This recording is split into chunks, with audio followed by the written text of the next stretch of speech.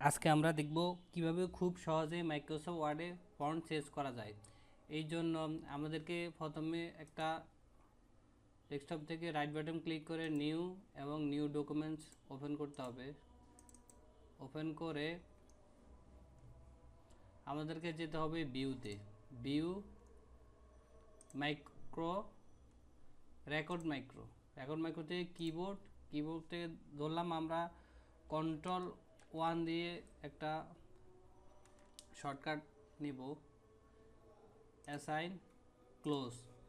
তারপরে যেতে হবে হোম থেকে আমরা যে ফন্টটা শর্টকাট নিব সেই ফন্টটা সিলেক্ট করব। ধরলাম আমরা নিলাম Times new Roman.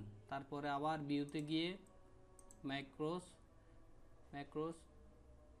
Stop recording. তারপরে দেখুন এখন আমরা Ctrl+1 দিলে খুব শর্টকাট ফন্টটা চেঞ্জ হয়ে যাবে। Ctrl+1 দিলে খুব সহজে। এখন আমরা আরেকটা ফন্ট শর্টকাট করব, সেই জন্য আমাকে যেতে হবে ভিউতে আবার ম্যাক্রোস ম্যাক্রোস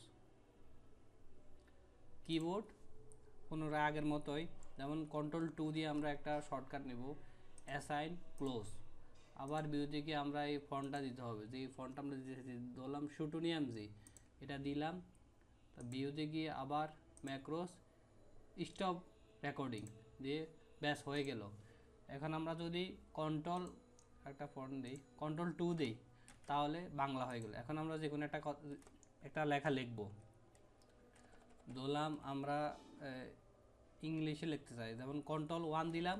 এখন আমরা লিখব the quick bear brown fox English. এখন যদি আমরা বাংলা লিখতে চাই, তারপর শর্টকাট Ctrl+2 দিব, তারপর Ctrl+B, তারপর লিখব যেমন আমার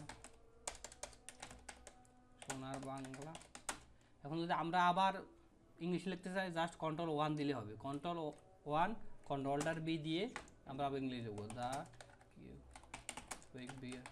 এভাবে খুব সহজে আপনারা ফন্ট চেঞ্জ করতে পারবেন, খুবই ইজি।